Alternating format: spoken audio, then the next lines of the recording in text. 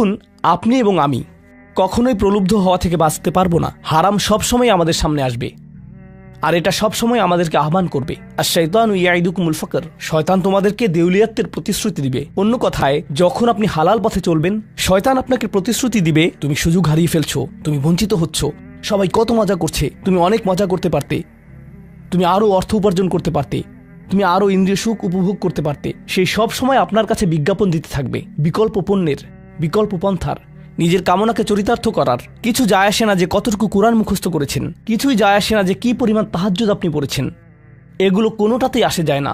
শয়তান থামবে না। দিন শেষে আপনি তো একজন মানুষই। দিন শেষে কামনা বাসনাগুলো আপনার মাঝে থাকবে, আর শয়তান থামবে না, সে আপনার পেছনে লেগেই থাকবে। শয়তানের একটা কৌশল আল্লাহ বর্ণনা করেছেন। তার মনস্তাত্ত্বিক কৌশলটি হল যায়্যানা লাহুমুশ শাইতানু আমালাহুম। শয়তান তাদের কাজগুলোকে তাদের কাছে আকর্ষণীয় করে দেয়।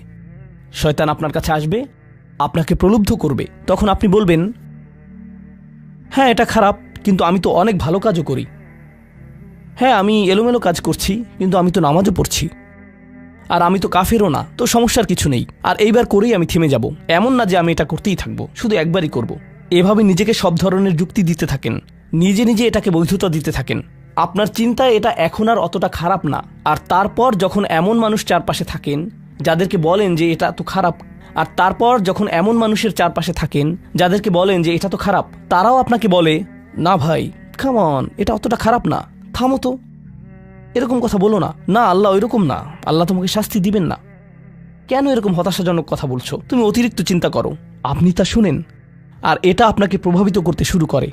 কিন্তু যখন কাজটা করে ফেলেছেন, যেটাই করেছেন, হতে পারে এটা অ্যালকোহল অথবা অন্য কোনো মাদক, এটা কারোর সাথে সম্পর্ক হতে পারে, সেটা যাই হোক, যখন নিজেকে বলেন যে এটাই শেষবার, কিন্তু এটাই শেষ তো না।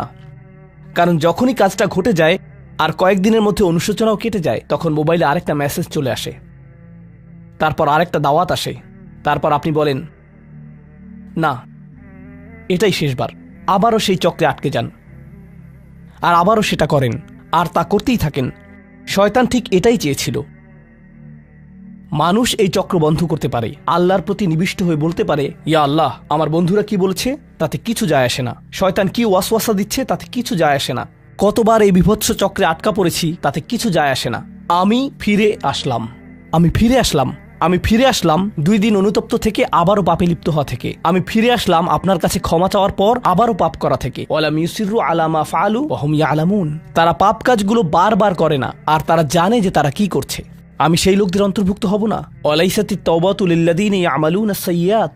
তওবা, অনুশোচনা তাদের জন্য কাজ করে না যারা পাপ করতেই থাকে। এমনকি তওবা করার পরেও এটা সেই মানুষদের জন্য না যারা এই চক্রে আটকে যায়। এটা তাদের জন্য যারা বলে, ইয়া আল্লাহ, আমি জাহান্নামে যেতে চাই না, আমি জাহান্নামের যোগ্য অনেক কাজ করেছি, কিন্তু এখন আমি থেমে যাচ্ছি। আর এটাই চূড়ান্ত। তারা হলেন আল্লাহর কাছে বিশেষ মানুষ। কারণ আল্লাহ জানেন এটা কতটা প্রলুব্ধকারী ছিল, আল্লাহ জানেন সেই আসক্তি কতটা শক্তিশালী ছিল, আল্লাহ জানেন পাপের কত গভীরে আপনি ছিলেন, আল্লাহ জানেন আপনার উপর শয়তানের সেই দীর্ঘ নিয়ন্ত্রণের কথা, আর আপনি সেই নিয়ন্ত্রণ ভঙ্গ করতে এবং আল্লাহর কাছে ফিরে আসতে সক্ষম হয়েছেন। আল্লাহর পথে আপনার এই যাত্রা অন্য মানুষের তুলনায় অনেক কঠিন। আপনার সামনের প্রলোভনগুলো অনেক শক্তিশালী, আপনার প্রতি অভিকর্ষের টানটি অনেক বেশি শক্তিশালী, আর এর সাথে লড়াই করে যেহেতু আল্লাহর কাছে এসেছেন, তাই আপনি বিশেষ মর্যাদা সম্পন্ন।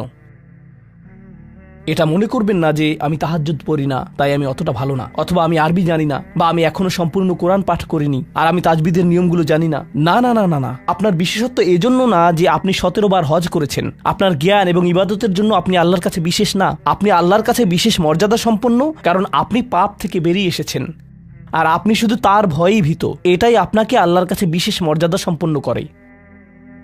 তাই আপনিও ইবাদুর রহমান। তো এখান থেকে আল্লাহ আমাদেরকে সম্পূর্ণ বিপরীত দিকে নিয়ে যাচ্ছেন। এই প্রত্যেক শ্রেণী সম্পর্কে চিন্তা করুন, কিভাবে এগুলো আপনার সাথে প্রাসঙ্গিক, কিভাবে আপনি আল্লাহর কাছে বিশেষ মর্যাদা সম্পন্ন হতে চান, কিভাবে আপনি আল্লাহর নৈকট্য পেতে চান, কিভাবে আমি আল্লাহর নৈকট্য পেতে চাই। আমাদের কাছে এটা আসলে কতটা মূল্যবান। পাপ হলো এক প্রকারের ভালোবাসা। আমরা এর মোহে পড়ে যাই, আমরা এতে আসক্ত হয়ে যাই। আর এই অনুচ্ছেদটি আসলে ভালোবাসার একটা প্রতিযোগিতা। কারণ আপনি ইন্দ্রিয় সুখ ভালোবাসেন, আপনি এই পাপগুলোকে ভালোবাসেন, আর আপনি তা ছাড়তে চান না, কারণ এতে আপনার সুখানুভূতি নষ্ট হবে। আর অন্যদিকে আল্লাহ বলছেন, আমি আমার নিজের দ্বারা সেই সুখকে প্রতিস্থাপন করে দিব, আমি এটাকে আমার নৈকট্য দ্বারা প্রতিস্থাপন করে দিব। আল্লাহ এই সুযোগ দিয়েছেন। আপনার নিজেকে এই সমীকরণের আলোকে সিদ্ধান্ত নিতে হবে। আপনি এই পরিস্থিতিতে পড়বেন, অন্য কেউ জানবে না, কেউ জানবে না যে আপনার মাথায় কি সংগ্রাম চলছে, কেউ জানবে না, শুধু আল্লাহ জানবেন। আর প্রসঙ্গক্রমে উদাহরণস্বরূপ আপনাদের কেউ কেউ যখন হারাম সম্পর্কে জড়ান, নিশ্চিত বলছি না, আপনাদেরকে অভিযুক্ত করছি না, কোনো মানুষ, আপনারা না, কোনো মানুষ যাদেরকে আপনারা চিনেন, তারা হয়তো অনৈতিক সম্পর্কে জড়িত, আর আপনি তা থেকে বের হতে চাচ্ছেন। তো আপনি এই আলোচনা শুনে তাকে মেসেজ দিলেন, আমি আর এটা করতে পারবো না। সে উত্তর দিল, তুমি কি আমাকে ভালোবাসো না? তুমি এখন আমাকে ঘৃণা করো? তুমি কি মনে করো যে আমি তোমার জাহান্নামে যাবার কারণ? আমি কি এতটাই খারাপ? এখন আপনি বলছেন, না তুমি অতটা খারাপ না, না আমি তোমাকে ভালোবাসি, তুমি মোটেই খারাপ না, তুমি অনেক ভালো। ঠিক আছে, যদি আমার সাথে সম্পর্ক সমাপ্ত করতে চাও, আজকে রাতে আমার সাথে দেখা করো, আর আমার মুখের সামনে এটা শেষ করো। না, এটা আমি করতে পারবো না। ঠিক আছে, তুমি আমাকে ঘৃণাই করো, আচ্ছা ঠিক আছে, আমি আসছি। এটা আবার শুরু হয়ে গেল, আর এরপর আপনি আবারও তওবা করতে চান।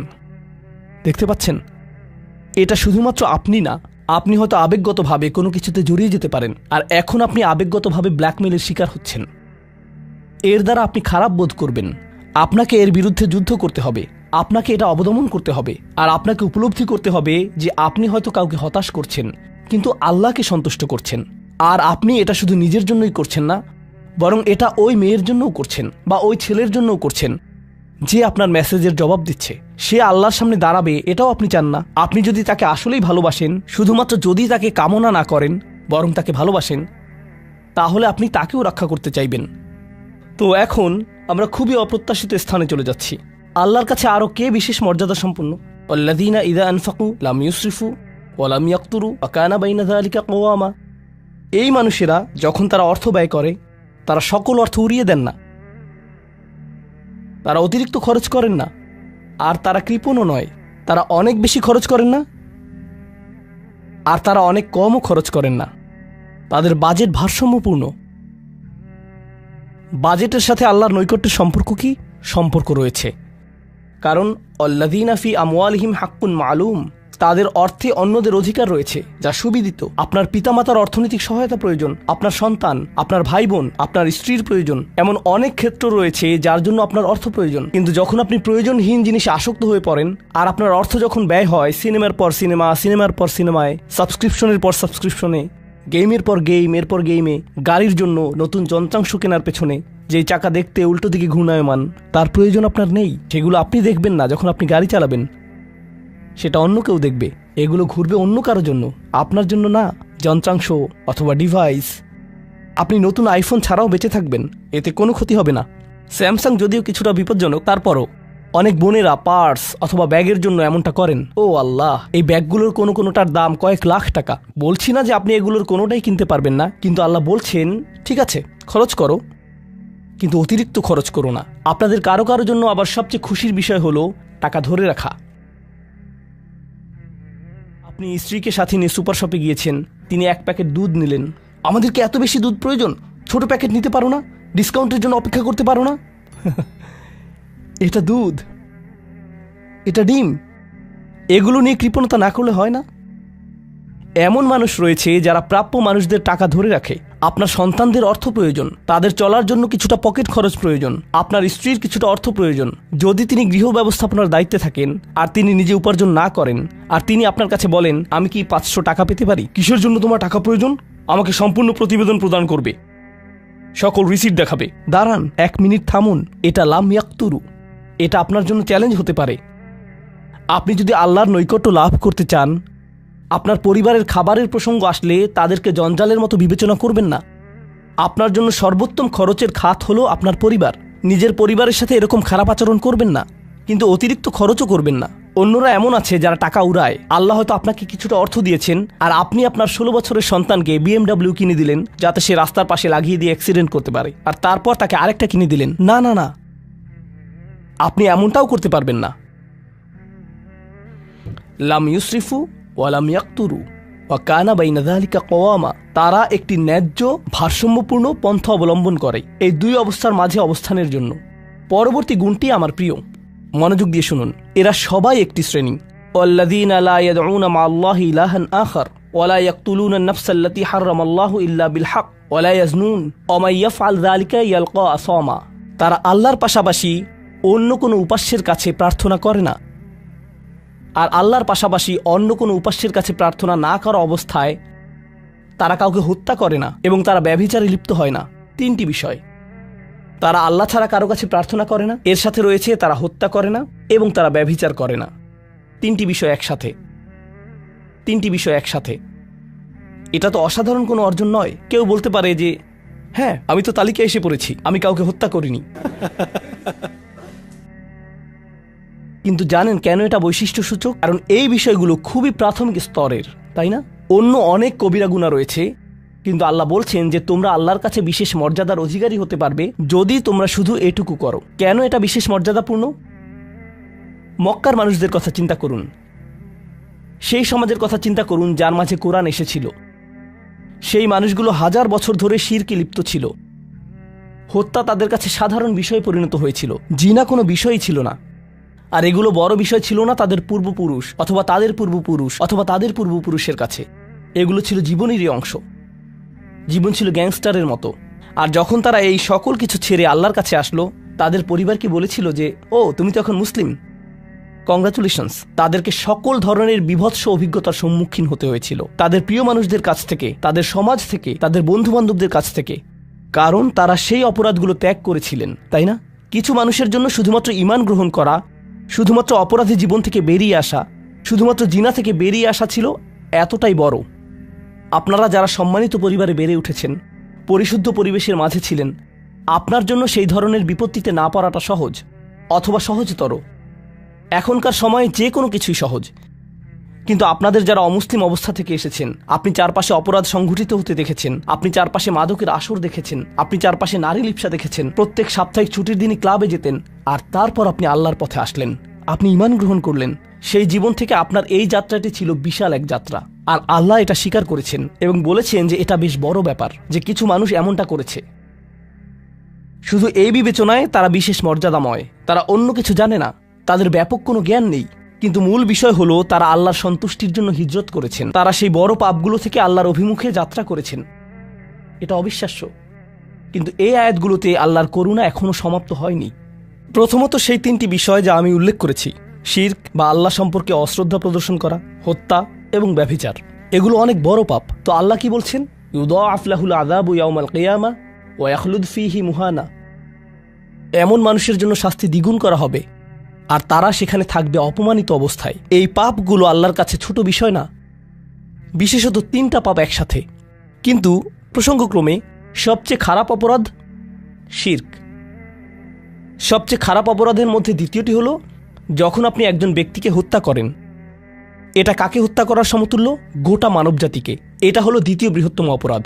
আর তারপর তৃতীয় বৃহত্তম অপরাধ কোনটি? জিনা। এই তিনটি একসাথে এসেছে একটি আয়াতে। সেজন্য আল্লাহ বলছেন যে এই ব্যক্তিটি বিশেষ ধরনের শাস্তি পাবে, আর সে এই শাস্তিতে রয়ে যাবে অপমানিত অবস্থায়। কিন্তু এমনকি খারাপের ভিতর সবচেয়ে খারাপ, এরপর সবচেয়ে খারাপ ব্যক্তিটি, এই ব্যক্তিটি এজন্য সবচেয়ে খারাপ না যে সে একটি জিনিস করছে, বরং সে সবচেয়ে খারাপ কারণ সে তিনটি জিনিসই করেছে। এটা জাহান্নামের হ্যাট্রিক অর্জনের মতো। আর সম্পর্কে আল্লাহ কি বলছেন? তিনি বলছেন ইল্লা মান তাবা ওয়া আমানা ওয়া আমিলা আমালান সলিহা। অর্থাৎ যে অনুতপ্ত হয়েছে, ঈমানের পথে ফিরে এসেছে এবং তখন থেকে ভালো কাজ শুরু করেছে, তার জন্য নিয়মের ব্যতিক্রম হবে। এটা উপলব্ধি করাটা গুরুত্বপূর্ণ। আল্লাহ বর্ণনা করছেন নিকৃষ্টের মধ্যে নিকৃষ্ট, আর চেয়েও নিকৃষ্ট। আর তারপর বলেছেন এমনকি সেই ব্যক্তির ক্ষেত্রেও যদি সে আমার কাছে ফিরে আসে, আমি তাকে শাস্তিতে নিক্ষেপ করব না। কিন্তু এতটুকু যথেষ্ট না। আমরা কথা বলছি ইবাদ আর রহমানের ব্যাপারে, যিনি অবিশ্বাস্য রকমের করুণাময় সত্তা। তো তিনি তাদেরকে শুধুমাত্র জাহান্নাম থেকে রক্ষা করেই ক্ষান্ত হবেন না, তিনি আরও কি করবেন? ফাউলাইকা ইউবাদদিলুল্লাহু সাইয়্যাতিহিম হাসানাত। সেই মানুষগুলোর মহাপাপগুলোকে প্রতিস্থাপিত করবেন। আর আমি আপনাদেরকে মনে করিয়ে দিচ্ছি সেই পাপগুলো কি? শিরক। ইন্নাশ শিরকা লাযুলমুন আযীম। হত্যা, কাআন্নামা কাতালান নাসা জামিআ, সে যেন গোটা মানবজাতিকে হত্যা করলো। এবং জিনা, ব্যভিচার, সবচেয়ে সবচেয়ে বড় পাপ এগুলো। আল্লাহ বলছেন যে পাহাড় সমান তাদের এই সমগ্র পাপ কাজগুলোকে আমি প্রতিস্থাপন করে দিব ভালো কাজ দিয়ে। কিন্তু তারা এখনো কোনো ভালো কাজ করেনি, তারা এখনো নামাজ পড়েনি, তারা এখনো ইবাদত করেনি, তারা এখনো হজ করেনি, তারা এখনো দান করেনি। তারা মূলত যা করেছে তা হলো অনুতপ্ত হয়েছে। আর এখন থেকে তারা ভালো কাজ করবে, আল্লাহর জন্য এতটুকুই যথেষ্ট। তাদের পাহাড় সম পাপগুলো নিবেন, যা তাদেরকে চিরকাল জাহান্নামে নিক্ষেপ করতে অপমানিত অবস্থায়, আর তিনি এই পাহাড় সম পাপগুলোকে নিয়ে পাহাড় সম ভালো কাজে পরিবর্তিত করে দিবেন। এটাই আল্লাহ করবেন তাওবাকারীদের জন্য। আপনিও বিশেষ মর্যাদার অধিকারী হবেন। শুধু তাওবা করুন।